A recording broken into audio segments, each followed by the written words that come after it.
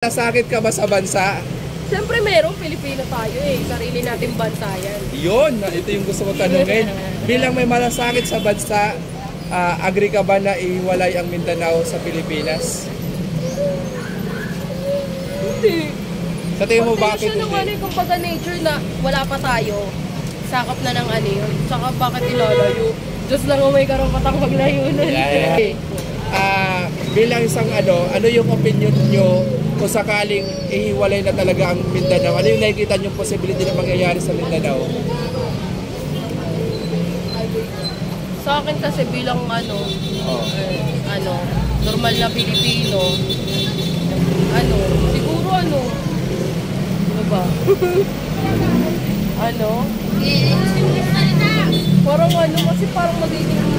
Parang magiging gulo kasi syempre nakagista na natin yun, nabuhay na tayo na parte na ng Pilipinas yung Mindanao eh. Kaya siguro parang magiging sakit tayo pagka ihiwala yung lahi natin sa lahi din natin. Diba?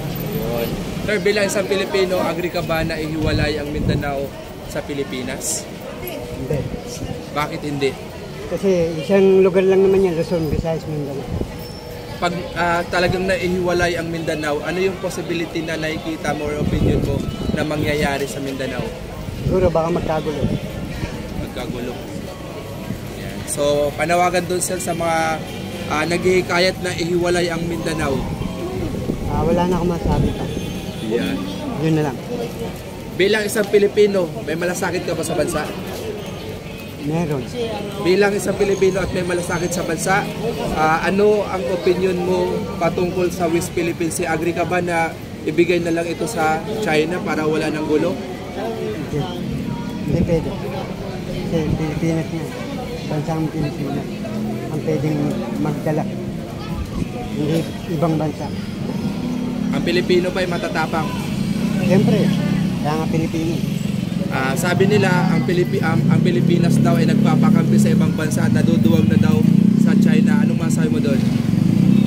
Yan ang no comment na ako dyan. Ayoko na magsalita. Yeah.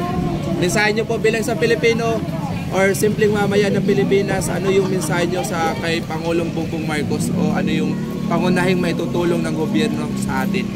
Bigay na lang yung dating presyo ng Marcos family. Yung dating presyo talaga. Kumbaga, babalik tayo sa mga 1986. mga 1983 mga ganun. O mga 1980s, mga ganon. Balik ang dating presyo. Kasi malayo-layo na yun, 1980s presyo yun. Oo. Sana. Sir, salamat sir ha. Magandang araw at thank you. Happy Valentine's Day. Sir, may tanong lang po kayo. Bilang sa Pilipino at may malasakit sa bansa, agree ba kayo o payag kayo na ihiwalay ang Mindanao sa Pilipinas? Sa akin bagay pagka iniwalay yun, wala lang yung mga produktong manggagaling doon, hindi matatanda doon. Kaya hindi ako sangayon sa Hindi po sang-ayon. Sa tingin mo sir, pag sakali, example, mahiwalay talaga ang Mindanao sa Pilipinas, ano yung nakikita mong possibility na mangyayari sa Mindanao? Hindi, siyempre, hindi na siya makapagdala ng sa ibang lugar, katulad sa Visayas. Produkto, mga ganun. Maapektuhan yun. Kung nangangailangan sa Luzon sa Visayas, mawala ng supply. Tay, about sa West Philippine Sea, usaping West Philippine Sea at Pilipinong may malasakit sa bansa, payag po ba kayo na bitawan ang West Philippine Sea dahil sa pambubuli ng China? Ang bagay yun sa pag-ano ng mga pangunahing bilit ng mga isla. Pagka nawala yun, wala na. Kawawalan ng mga isla. Tay, sabi ng iba, naduduwag na daw ang Pilipinas dahil nga nagpapakampi sa bansa. Ano yung opinion nyo doon?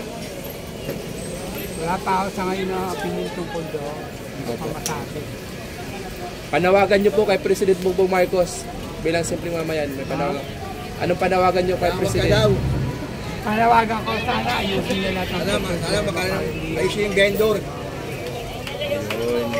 Salamat po. Thank you po, thank you. Nasakit ka ba sa bansa? Siyempre meron, Pilipino tayo eh. Sarili nating bansa yan. Yun, ito yung gusto ko tanungin. Bilang may malasakit sa bansa, agree ka ba na ihiwalay ang Mindanao sa Pilipinas? Hindi. Sa tingin mo bakit Condition ng ano hindi? yung kumbaga nature na wala pa tayo. Sakap na ng ano yun. Saka bakit ilalayo? Diyos lang ang may karapatang maglayo nun. Yan. Parang love life, ano? Happy Valentine's Day. Happy Valentine's Ate, bilang isang ano yung opinion nyo kung sakaling ihiwalay na talaga ang Mindanao? Ano yung nakikita nyo posibility na mangyayari sa Mindanao? Sa akin kasi bilang Oh. normal na Pilipino, siguro ano ba? Parang kasi parang magiging Gulo. magiging gulo kasi syempre nakagista na natin yun, nabuhay na tayo na parte na ng Pilipinas yung Mindanao eh. Kaya siguro parang magiging sakit tayo pagka ihiwalay yung lahi natin sa lahi din natin. Diba? Yun. Ate, bilang may malasakit sa bansa, Inuulit ang tayo ay binubuli ng ibang bansa like China sa West Philippine Sea. Ayan, mga bully. O, agree ka ba na ibigay na lang sa China para wala ng gulo? Hindi, syempre makikipagbugtugan din ako. Ay, Magbubugan ka. talaga may malasakit. Hindi, syempre sa atin yan eh. Bakit sasakupin nila? Hindi naman silang naunang ginawa ng Diyos para sila ang magmay-ari ng natin. Syempre hindi ako papayag. Hindi ako papayag. Bilang magagawa kong Pilipino, lalaban ako. Ay, malasakit talaga. Bigyan ng itak yan. Ate, kasi bukod sa salbahe kasi mga Chinese, walang respeto sa natin. Kasi sarili nating gobyerno, pinababayaan lang naman. Kung sa kanila tayo mapunta, hindi ko pwede mga gantong maluwag sa atin, di ba? Ay, hindi ako papayag, syempre, di ba? Sarili nating bansa ito, papabastos ka ba sa sarili mong bansa? Correct. Hindi, syempre. Tatayo ka sa sarili mong Dito na yata, may bibigyan ng So panawagan natin sa ating presidenteng Bongbong Marcos. bilang isang Pilipino at nagmamahal sa bansa natin, ano yung pangunahing may tutulong ng gobyerno sa atin? Okay, ano yung Siguro panawagan? Siyempre lumaban sa atin kasi siya yung binoto ng buong Pilipinas, di ba? So, siya yung parang magiging mamumunot. Gampanan niya talaga yun. Kung paano niya sinimulan, gano'n niya rin tatapusin. Ay, meron pa pala, ate. Dahil naman Isa na lang. Sabi nila, ang Pilipinas daw ay naduduwag dahil nagpapakampi sa ibang bansa.